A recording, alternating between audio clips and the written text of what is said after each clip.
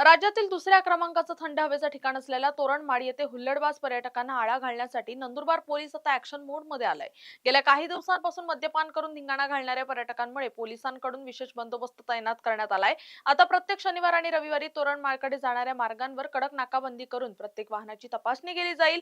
वाहनात मद्य आढळल्यास थेट कायदेशीर कारवाई होणार आहे। याशिवाय परिसर सुरक्षित ठेवण्यासाठी पोलीस गस्तही वाढवण्यात आली आहे। म्हसावत पोलीस स्टेशनच्या ज्युरिस्डिक्शन मध्ये तोरणमाळ हे थंड हवेचं ठिकाण येतं, जे पर्यटनाच्या दृष्टीने अत्यंत महत्वाचं आहे।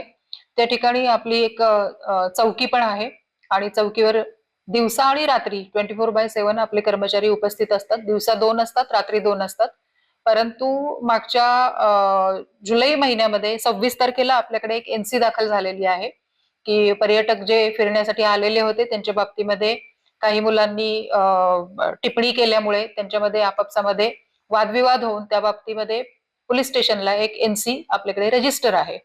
शनिवारी आणि रविवारी विशेषतः पावसाळ्यामध्ये तोरणमाळ या ठिकाणी गर्दी होत असल्यामुळे त्या ठिकाणचा बंदोबस्त या कालावधीमध्ये वाढवण्यात येईल। त्याचबरोबर तोरणमाळकडे जाणारे जे रस्ते आहेत त्या ठिकाणी दर शनिवार रविवारी नाकाबंदी लावून पर्यटकांच्या गाड्या देखील चेक करण्यात येतील, जेणेकरून वरती दारू पिऊन धिंगाणा घालणे किंवा दारू पिऊन अश्लील टिप्पणी करणे असे प्रकार होणार नाहीत।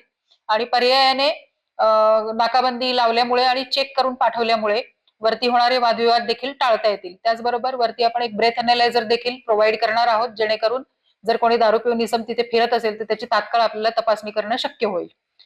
ज्या बाकीच्या उपाययोजना आहेत त्या आपण करतच आहोत आणि पर्यटकांमध्ये तोरणमाळला फिरायला येण्यासाठी चांगलं वातावरण राहावं यासाठी आपण प्रयत्न करत आहोत। पोलीस विभागाच्या दृष्टिकोनातून जे काही उपाययोजना करणं आवश्यक आहे त्या करत आहोत। त्याचबरोबर वन विभागाने देखील पार्किंगची व्यवस्था त्या ठिकाणी व्यवस्थित करावी, तिथे त्यांचा एखादा स्वयंसेवक कर्मचारी नेमावा या बाबतीमध्ये एक पत्र मी वन विभागाला आता देणार आहे, जेणेकरून तिथे पार्किंगवरनं काही मुद्दे उपस्थित होणार नाहीत।